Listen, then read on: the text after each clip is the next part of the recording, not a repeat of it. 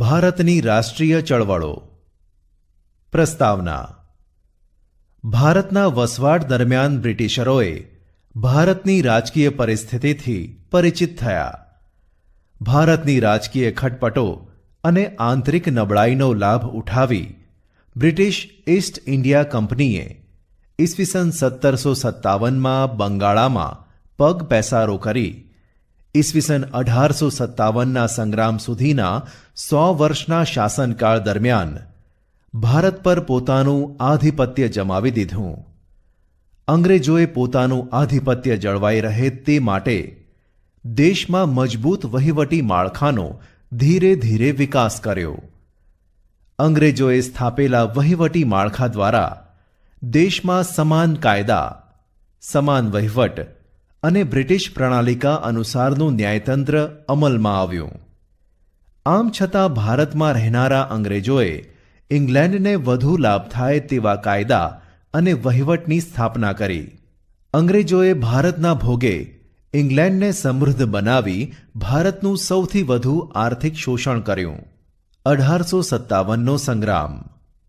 ભારતમાં 1857નો સ્વાતંત્ર્ય સંગ્રામ થવા માટે રાજકીય અસંતોષ, આર્થિક શોષણ, સામાજિક અને ધાર્મિક પરિબળો, લશ્કરી પરિબળ તેમજ તાત્કાલિક પરિબળ જેમાં એનફિલ્ડ રાઇફલને લશ્કરમાં દાખલ કરવાની નીતિ જવાબદાર હતી.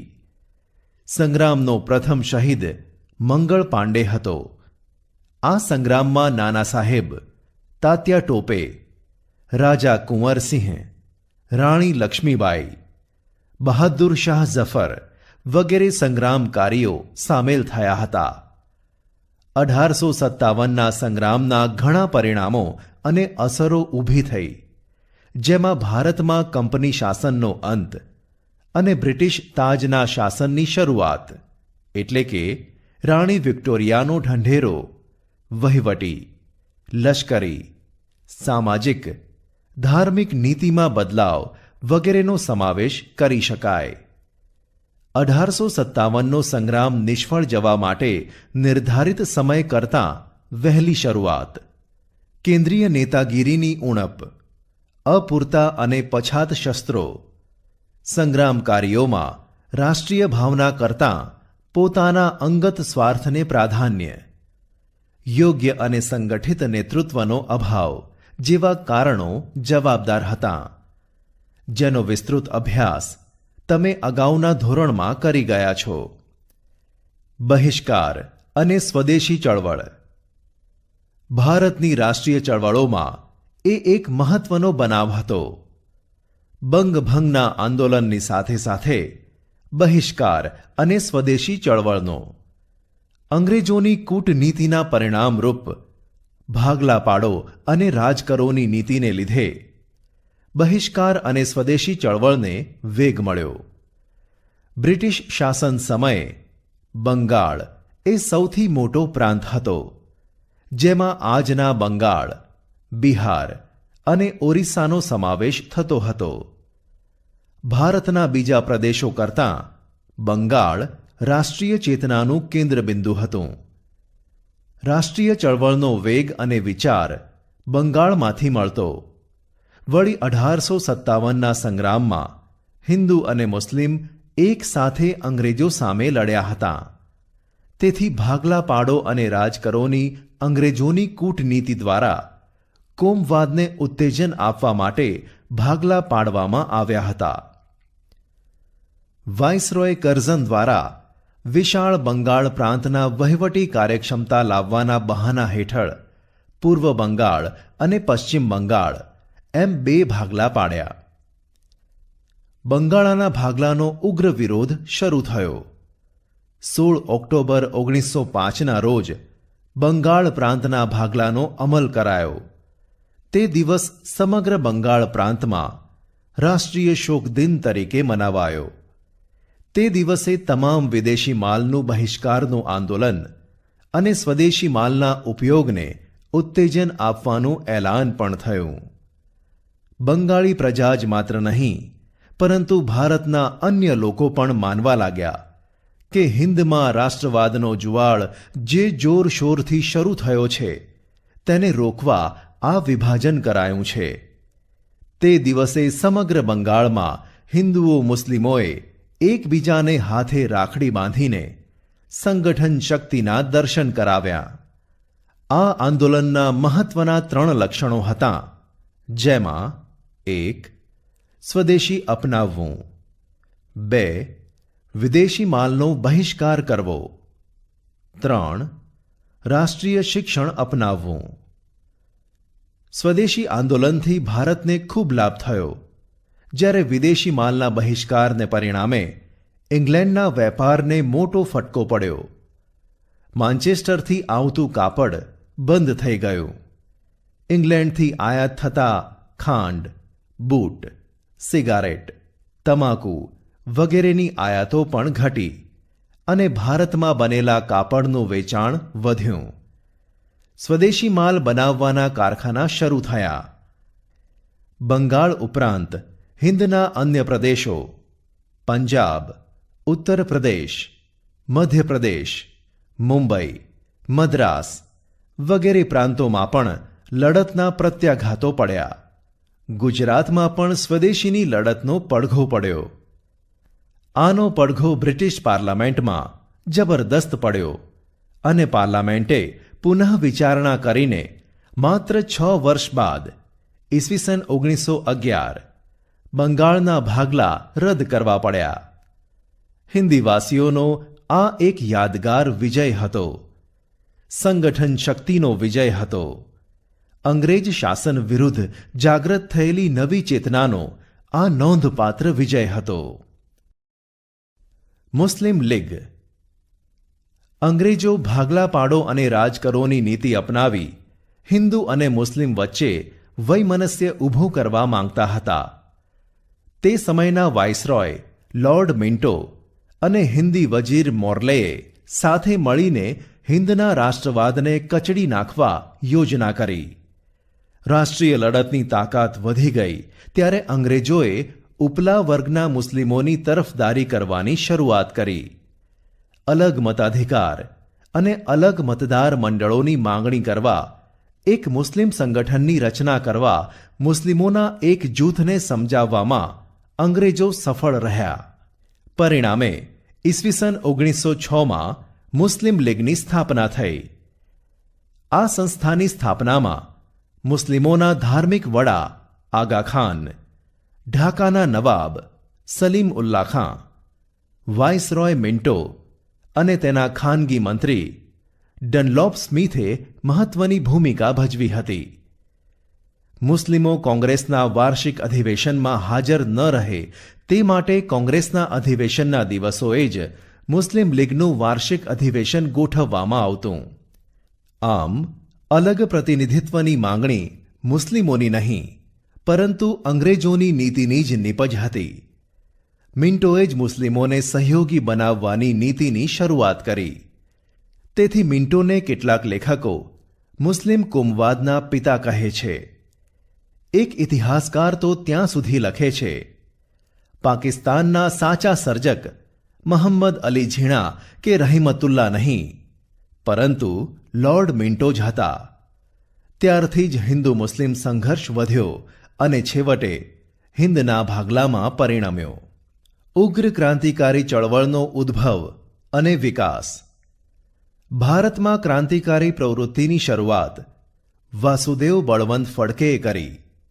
દામોદર ચાફેકર તથા બાલકૃષ્ણ ચાફેકર બંધુઓ, વીર સાવરકર, બારિન્દ્રનાથ ઘોષ, ખુદીરામ બોઝ, પ્રફુલ્લ ચાકી, રામપ્રસાદ બિસ્મિલ, અશફાક ઉલ્લા ખાં, ચંદ્રશેખર આઝાદ, ભગતસિંહ, શિવરામ રાજગુરુ, સુખદેવ, બટુકેશ્વર દત્ત, રોશનસિંહ જેવા અનેક ક્રાંતિકારીઓએ રાષ્ટ્રવાદની જ્યોત જલતી રાખી.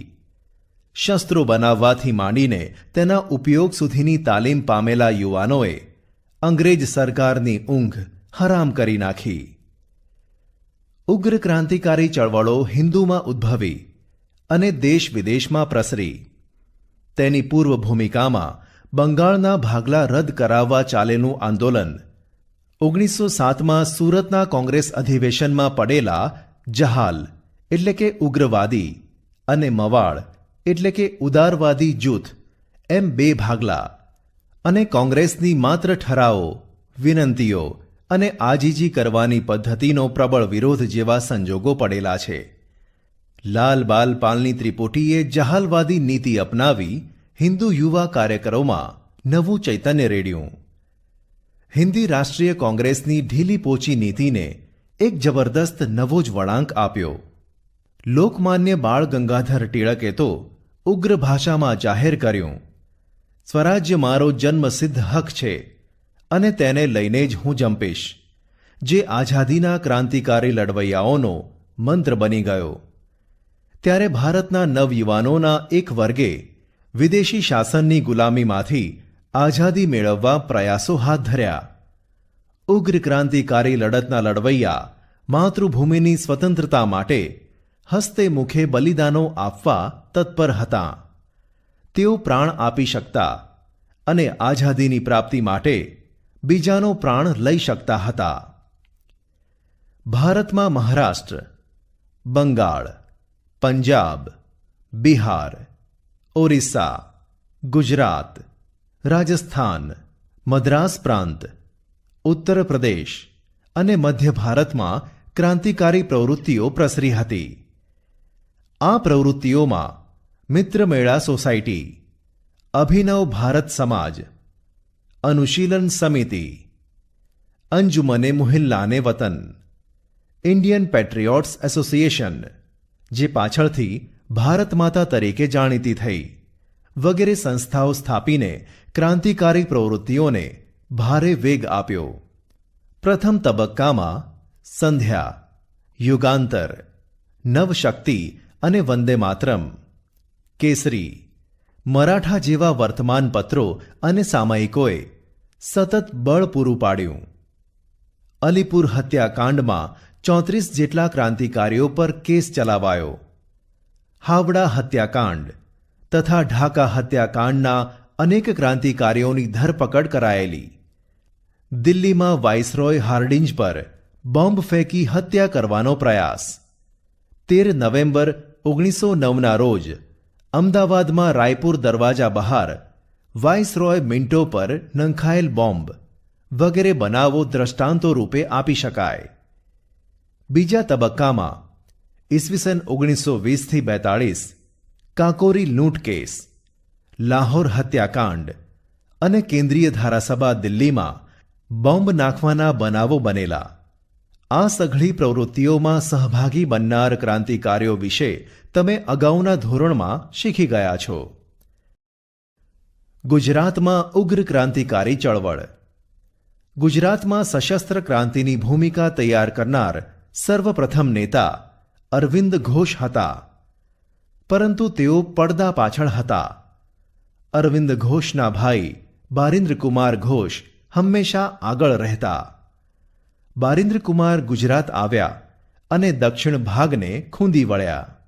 અહીં તેમને છોટુભાઈ અને અંબુભાઈ પુરાણી જેવા સશક્ત સાથીઓ મળી ગયા.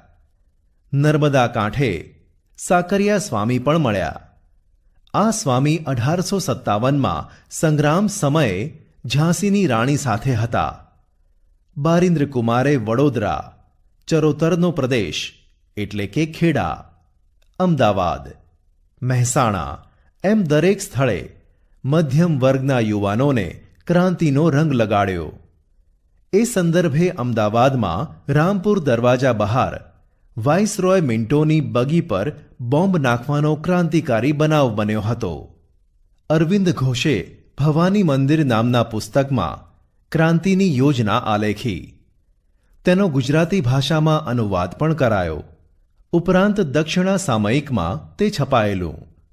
ઉપરાંત ક્રાંતિની યોજનાનો વિચાર ફેલાવવા માટે દેશી વનસ્પતિ દવાઓ, નહાવાના સાબુ બનાવવાની રીત, કસરત, ગુલાબનો કિસ્સો, કાયદાનો સંગ્રહ વગેરે શીર્ષકોવાળી પુસ્તિકાઓ પ્રગટ કરાયેલી, જેથી અંગ્રેજોને ખબર જ ન પડે. આ પુસ્તિકાઓમાં બોમ્બ બનાવવાની રીતો પણ હતી, ચાંદોદ કરનાળી પાસે ગંગનાથ વિદ્યાલયની સ્થાપના કરાઈ, જેમાં અંદરખાને ક્રાંતિકારી પ્રવૃત્તિઓ ચાલતી હતી. ગુજરાતના ઘણા યુવાનો આ ક્રાંતિકારી પ્રવૃત્તિમાં જોડાયા. સરકારે તેમની સામે સખત પગલાં ભર્યા, પરંતુ લડત ન અટકી. છેવટે સરકારને પણ લાગ્યું કે માત્ર દમનચક્રથી શાસન નહીં ચાલે. વિદેશોમાં ક્રાંતિકારી ચળવળ. ભારતને અંગ્રેજોના શાસનમાંથી મુક્તિ અપાવવા માટે વિદેશોમાં પણ ક્રાંતિકારી ચળવળની શરૂઆત થઈ હતી.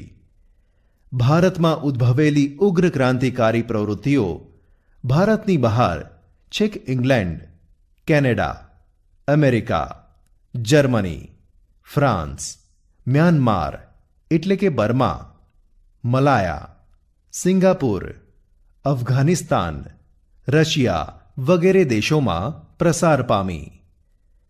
વિદેશમાં ક્રાંતિકારી પ્રવૃત્તિમાં સક્રિય ક્રાંતિકારીઓ શ્યામજી કૃષ્ણ વર્મા, મદનલાલ ધીંગરા, વીર સાવરકર, લાલા હરદયાલ, ઉધમસિંહ, રાજા મહેન્દ્ર પ્રતાપ, મેડમ ભીખાઈજી કામા, સરદાર સિંહ રાણા, મૌલાના અબ્દુલ્લા, મૌલાના બશીર, ચંપક રમણ પિલ્લઈ, ડોક્ટર મથુરસિંહ, ખુદાબક્ષ જેવા ક્રાંતિકારીઓ સંકળાયેલા હતા. વિદેશમાં ક્રાંતિકારી પ્રવૃત્તિઓ. વિદેશમાં થતી ક્રાંતિકારી પ્રવૃત્તિઓ દ્વારા ભારતની ક્રાંતિકારી પ્રવૃત્તિને વેગ મળતો હતો. ઇંગ્લેન્ડથી છુપી રીતે રસોઈયાના બિસ્તરામાં પિસ્તોલો એટલે કે શસ્ત્રો ભારત મોકલતા. ક્રાંતિકારીઓની ટીકા કરનાર અંગ્રેજ વિલિયમ વાયલીની મદનલાલ ધીંગરાએ હત્યા કરી. 1907માં અમેરિકાના કેલિફોર્નિયામાં ઇન્ડિયન ઇન્ડિપેન્ડન્સ લીગની સંસ્થા સ્થપાઈ, જેનું પાછળથી લાલા હરદયાલે ગદર પાર્ટી નામ આપ્યું. 4 ભાષાઓમાં ગદર સાપ્તાહિક શરૂ કરાયું.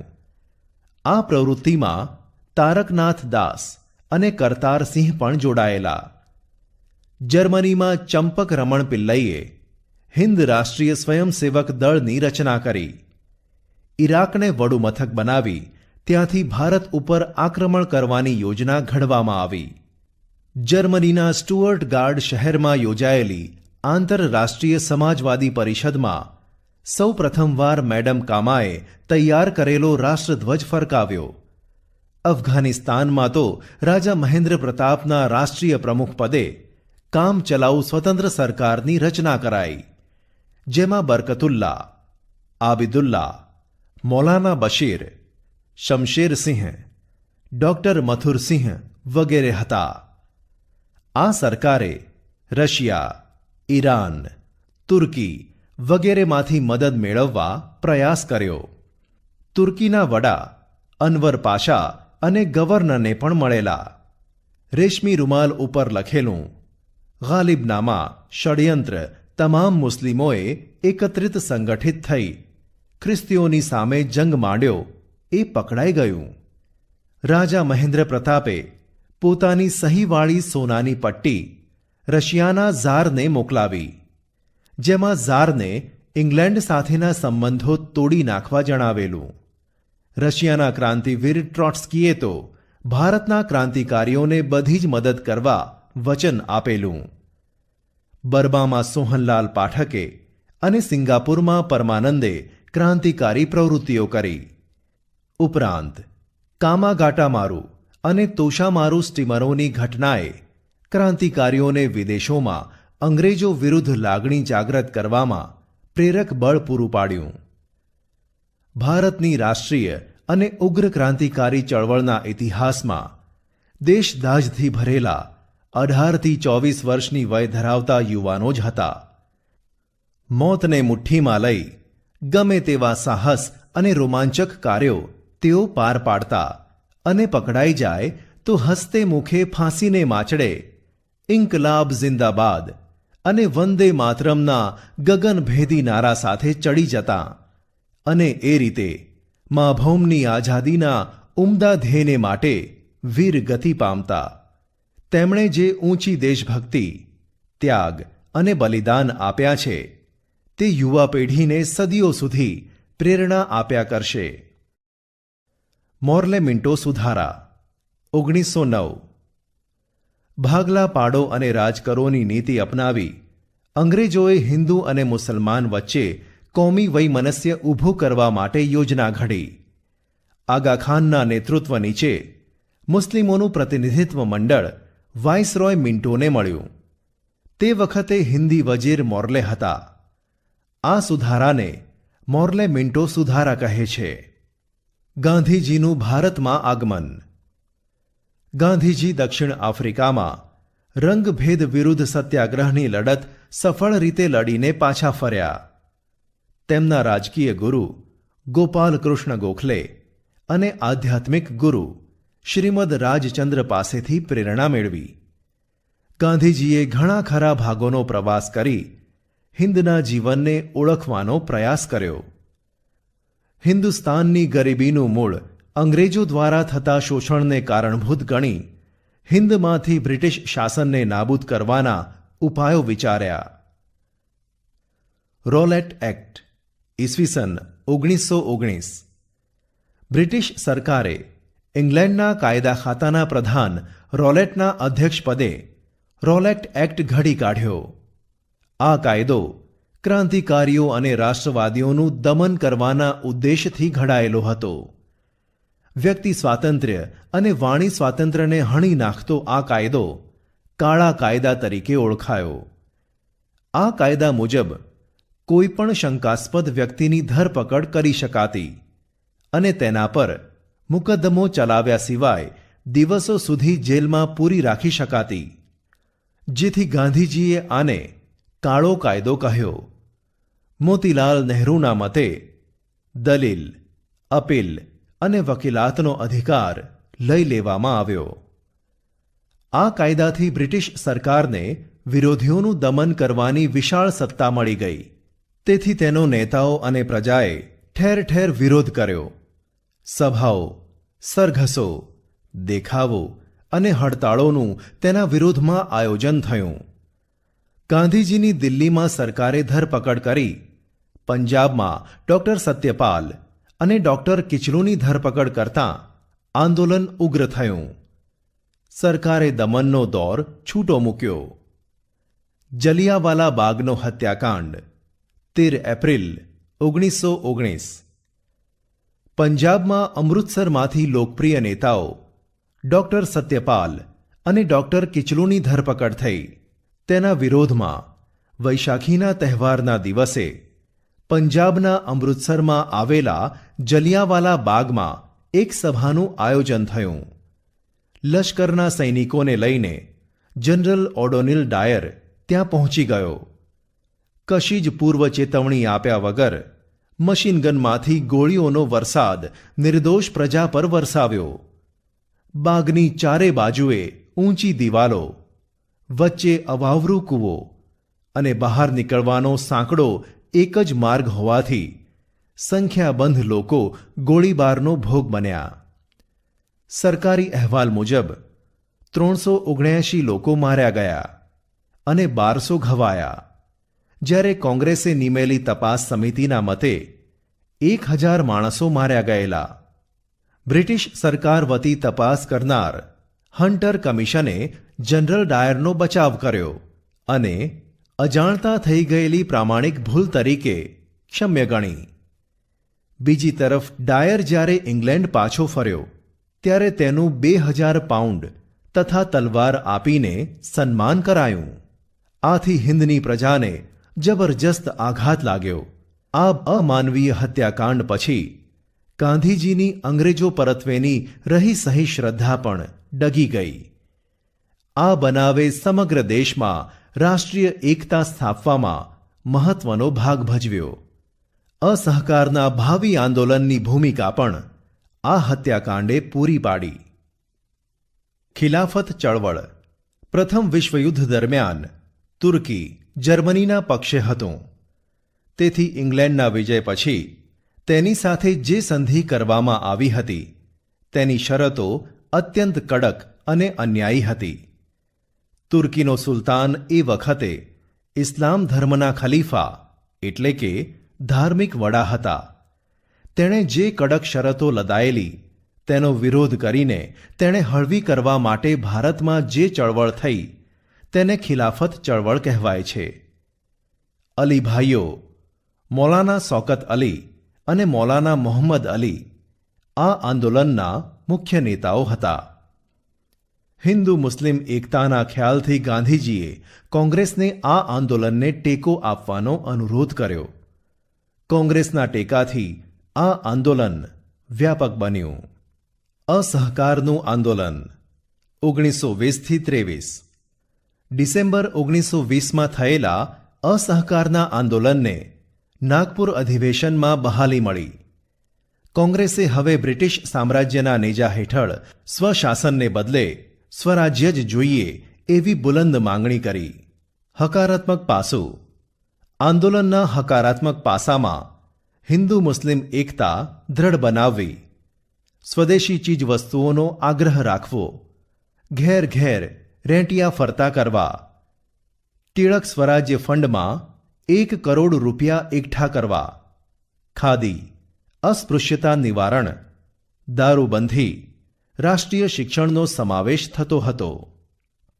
ખંડનાત્મક પાસું જ્યારે બીજી તરફ સરકારી નોકરીઓ, ધારાસભાઓ, સરકારી શાળા કોલેજોનો ત્યાગ કરવો, સરકારી અદાલતો, સ્થાનિક સ્વરાજ્યની સંસ્થાઓમાં નિમાયેલા સભ્યોએ રાજીનામા આપવા, વિદેશી કાપડ અને માલનો બહિષ્કાર, સરકારી સમારંભો, ઇલકાબો એટલે કે ખિતાબો વગેરેનો ત્યાગ કરવો જેવા અનેક કાર્યક્રમોનો સમાવેશ થતો હતો. અસહકાર આંદોલનના કાર્યક્રમો આંદોલનની શરૂઆતમાં મહાત્મા ગાંધીએ પોતાની કેસરે હિન્દ અને રવિન્દ્રનાથ ઠાકોરે નાઇટહુડ સન્માન વગેરેનો ત્યાગ કર્યો. દેશના અન્ય નેતાઓએ પણ પોતાની ઉપાધિ કે પદવીનો ત્યાગ કર્યો. વિદ્યાર્થીઓએ અંગ્રેજી શાળા અને કોલેજો છોડી દીધી. ઠેર ઠેર વિદેશી કાપડની હોળીઓ પ્રગટી. ડ્યુક ઓફ કેનાટ ભારત આવ્યા ત્યારે તેમનો બહિષ્કાર કરાયો. પ્રિન્સ ઓફ વેલ્સના સન્માનનો પણ બહિષ્કાર કરાયો. આવા પગલાંએ દેશભરમાં સારી એવી રાષ્ટ્રીય ઉત્તેજના પ્રગટાવી. બીજી તરફ રાષ્ટ્રીય શાળા કોલેજોની સ્થાપના થઈ, જેમાં કાશી, બિહાર, જામિયા મિલિયા, ગુજરાત વગેરે નામની રાષ્ટ્રીય વિદ્યાપીઠો સ્થપાઈ. સ્વદેશીનો પ્રચાર જોરશોરથી થતાં ઇંગ્લેન્ડથી આયાત થતા કાપડ, પગરખાં, મોજ શોખની ચીજવસ્તુઓમાં ભારે ઘટાડો થતાં તેનો પડઘો બ્રિટિશ પાર્લામેન્ટમાં પડ્યો. ઇંગ્લેન્ડને થયેલા ભારે આર્થિક નુકસાનથી સરકાર ચોંકી ઉઠી. ટિળક ફંડમાં 1 કરોડ રૂપિયાથી વધારે નાણાં એકઠા થયા. તેમજ આંદોલન દરમિયાન હિન્દુ મુસ્લિમ એકતા અનેક પ્રસંગોએ પ્રગટ થઈ. હિન્દુ જમીનદારો અને મુસ્લિમ ખેડૂતો વચ્ચે થયેલા મોપલા બળવો એટલે કે મલબાર ટીકાપાત્ર કહી શકાય અને તેને બ્રિટિશ સરકારે સખત હાથે દબાવી દીધો. આ આંદોલનને નિષ્ફળ બનાવવા સરકારે દમન નીતિનો સહારો લીધો. બેફામ લાઠીમાર, આડેધડ ગોળીબાર, સામુદાયિક ધરપકડો અને અમાનુષી અત્યાચાર કરવામાં આવ્યો. હિન્દુ મુસ્લિમ એકતાને તોડવાનો નિષ્ફળ પ્રયાસ થયો. ચૌરી ચૌરાનો બનાવ અને આંદોલન મોકૂફ. ઉત્તર પ્રદેશના ગોરખપુર જિલ્લામાં આવેલા ચૌરી ચૌરા ગામે 5 ફેબ્રુઆરી 1922ના રોજ નીકળેલા સરઘસના લોકો પર પોલીસે ગોળીબાર કર્યો. પોલીસની ગોળીઓ ખૂટી ગઈ ત્યારે તેઓ પોલીસ ચોકીમાં ભરાઈ ગયા. ઉશ્કેરાયેલા ટોળાએ પોલીસ ચોકીને આગ લગાવી, જેમાં 21 પોલીસો મૃત્યુ પામ્યા. આ હિંસક બનાવના સમાચાર મળતા જ ગાંધીજીએ જણાવ્યું કે અહિંસાનું મૂલ્ય નહીં સમજનારા લોકોના હાથમાં સત્યાગ્રહનું શસ્ત્ર મૂકીને મેં હિમાલય જેવડી મોટી ભૂલ કરી છે. એમ કહીને અસહકારનું આંદોલન તત્કાળ પાછું ખેંચી લેવાની જાહેરાત કરી. અસહકારના આંદોલનનું મહત્વ અને તેની અસરો. આ આંદોલનને પોતાના હેતુઓ પ્રાપ્ત કરવામાં ભારે સફળતા મળી ન હતી, પરંતુ તેના નકારાત્મક અને રચનાત્મક કાર્યક્રમો દ્વારા તેમણે લોકોને તેમના અધિકારો પ્રત્યે સભાન કર્યા. સરકાર તરફ એક વિરોધી વાતાવરણ સર્જાયું. લોકોમાં અન્યાયની વિરુદ્ધ સંઘર્ષની ભાવના પ્રબળ બની. ભારતના બધા જ વર્ગોમાં રાજકીય જાગૃતિ આવી. સ્વરાજ્ય માટેની તેમની શ્રદ્ધા અડગ બની. લોકોમાંથી લાઠી, દંડ અને જેલનો ભય દૂર થયો. યુવાનો અને સ્ત્રીઓ પણ રાષ્ટ્ર સેવામાં આગળ આવ્યા અને કોંગ્રેસ લોકોની સંસ્થા બની. દેશમાં રાષ્ટ્રીય શિક્ષણ આપતી શાળાઓ શરૂ થઈ. અંગ્રેજીના સ્થાને હિન્દી ભાષાને મહત્વ મળ્યું. જે રાષ્ટ્રીય આંદોલન અત્યાર સુધી શહેરો, નગરો તેમજ બુદ્ધિજીવીઓ પૂરતું સીમિત હતું, તે ગામડે ગામડે અને સામાન્ય જનતા સુધી વિસ્તર્યું.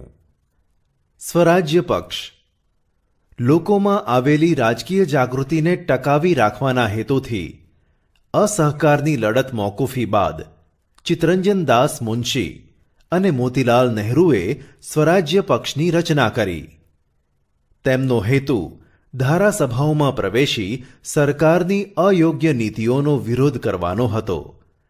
સ્વરાજ્ય પક્ષના સ્થાપકોએ પણ ગાંધીજીના અસ્પૃશ્યતા નિવારણ, હિન્દુ મુસ્લિમ એકતા, રેટિયાને ઘૂમતા કરવા, નશાબંધી વગેરે રચનાત્મક કાર્યક્રમોનો સ્વીકાર કર્યો. નવેમ્બર 1923માં એ સમયે યોજાયેલી ધારાસભાઓની ચૂંટણીમાં સ્વરાજ્ય પક્ષે ઝુકાવ્યું અને કેન્દ્રીય ધારાસભા અને કેટલાક પ્રાંતોની ધારાસભાઓમાં સ્વરાજ્ય પક્ષના ઉમેદવારો ચૂંટાઈ આવતા સ્પષ્ટ બહુમતી મળી.